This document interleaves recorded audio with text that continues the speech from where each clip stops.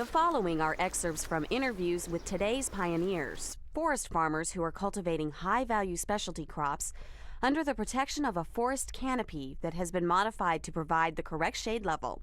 These forest farmers are deriving income today, while high-quality trees are being grown for quality wood products tomorrow.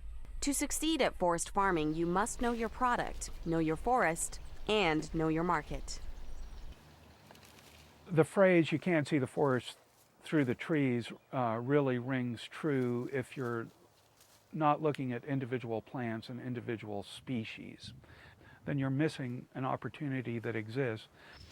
Fully half of the forest land in the state of Illinois is on row crop farms. It's the back 40 that nobody looks at like it's an asset. I mean, there's a million ways to survive. It takes a while for the plants to become established and mature, but once they do, it's essentially going in and digging out. We're turning wood into high-value food, so we're getting a huge benefit out of that.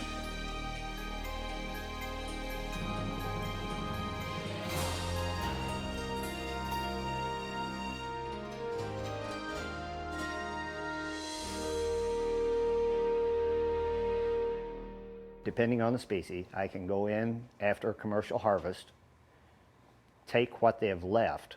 They can take off the veneer logs and everything else, and take what they've left in the woodlot and make as much or more money off of it as you can the logs that you removed.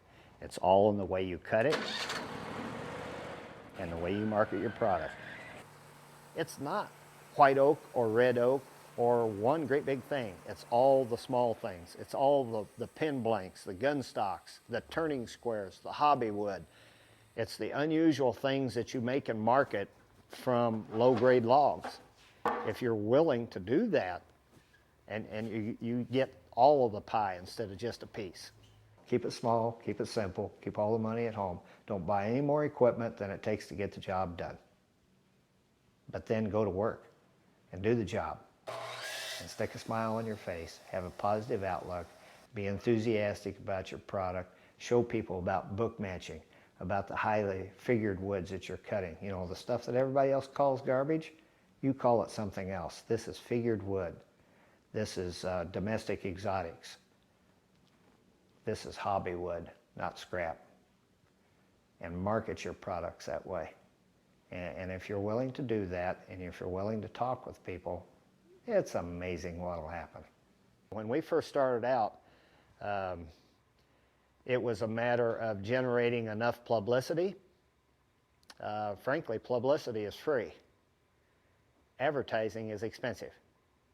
So I'm not bashful, so I set about generating publicity. Start at the local Lions Club. They'll feed you, you know, and you get to talk about stuff you love. Do a news release. News releases are very, very important. You go to any kind of a seminar or program, an educational event, you go right home and you write about that educational event. I attended thus and such at Cape Girardeau, Missouri, and there was X number of people there, and we learned about, and include a picture of yourself and or product, and send it out to all the local newspapers titled News Release. You would be surprised how many of them will print that. What is that? That's publicity, and that's free.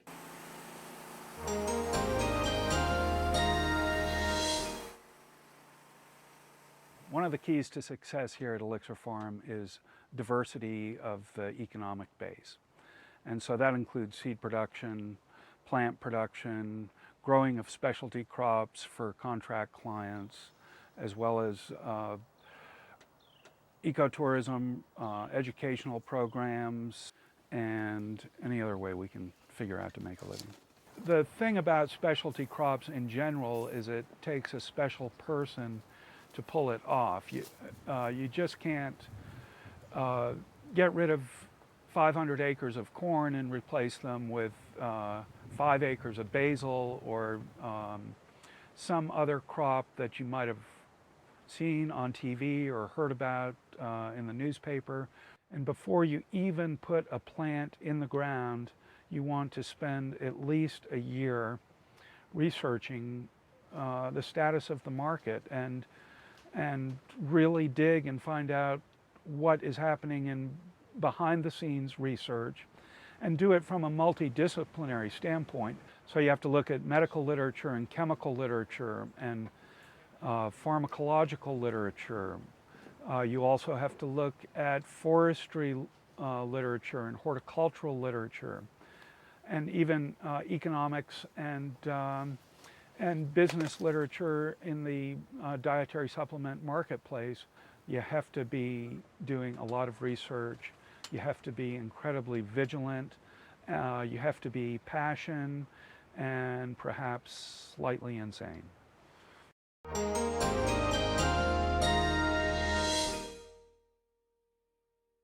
This is an interesting piece of property. This tract of ground qualified for a CRP, Conservation Reserve Program. The stand we're standing in right now is 14 years old, and as you can see, with 14 years of growth, we've actually done pretty well. We've grown good-sized trees, and we're finally to the stage where the trees are tall enough that we're getting a lot of understory needle fall. And our emphasis on this particular farm is to find money in the short term before we harvest the trees.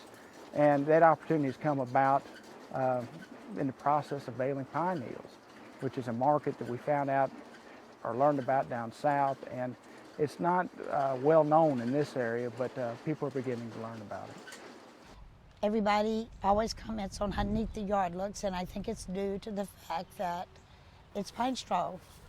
I use it cosmetically because a plant really shows up with that as the base. I use it to keep my weeds down.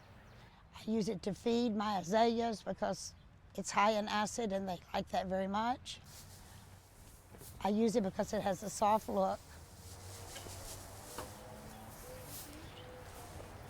You get one lady out of 20 to start bedding with pine needles, in 3 years you got all 20 of them. Because her azaleas will get brighter, that slight acidity pop, they're all adding muriatic acid and all that to their ground. All they gotta do is put that on her, and it works. And we sell probably 1,500 bales a year to people that come to this place here in pickup trucks, buying 25, 30 bales at a time.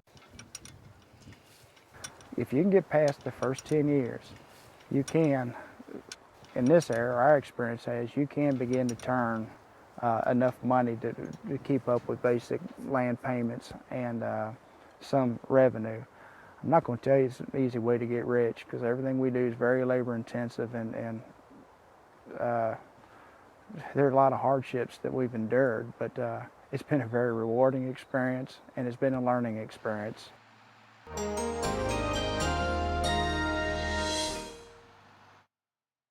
Okay, the really important thing to remember about shiitake production is once you inoculate that log is good for the whole production cycle until it becomes a spent log. So you only inoculate a log once in its life, right at the beginning. And then you have to really maintain that log at about 35% moisture content. And they need to be kept in 80% shape. These are the logs here that have just been newly inoculated. And these will stay in this configuration for approximately 1 year until the spawn is taken over completely the sapwood of the log. You can see this portion of these where all the sugars are that the mycelium actually lives in and spreads in. These logs, as I said, are ready to go into production as soon as the weather settles down. We'll be taking these, some of these out into the laying yard, which is over here, and then some of these will be going up in the greenhouse, which is behind here, and will go start their full production life. So it is like milking cows. Sometimes you have to come out here and pick twice a day. So watch your product, because if you don't pick them correctly, then the next day you come in and all the mushrooms are all the way open and flat, and then maybe it rained and you've lost your top quality mushrooms. So you do have to watch your crop, especially in the hot weather, because they grow so quickly. I've got a few of the nice Ozark forest shiitake mushrooms.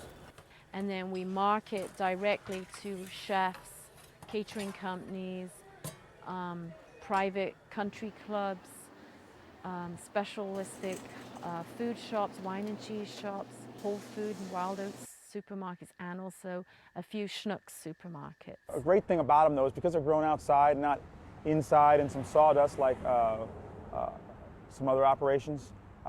They provide something that is different in the fact that they're dynamic to the season. When it's really hot, the mushrooms look different than when the weather's just right. Also in the spring and in the fall, you get these growth spurts, and you get a mushroom called a donko mushroom that has a very distinctive pattern and texture, and much more like the real thing. We've become part of a chef's collaborative where they promote local farms and local food products in their restaurants. You see that on the menu. They won't just say shiitake mushrooms on the menu with steak. They'll actually say Ozark forest shiitake mushrooms. And then you know you've really educated the chef and then the person who eats the food, and then they go to the supermarket and we'll see the product in the produce department at the supermarket, and they'll see the name there again and the connections made. And that's what it's all about, it's making those connections.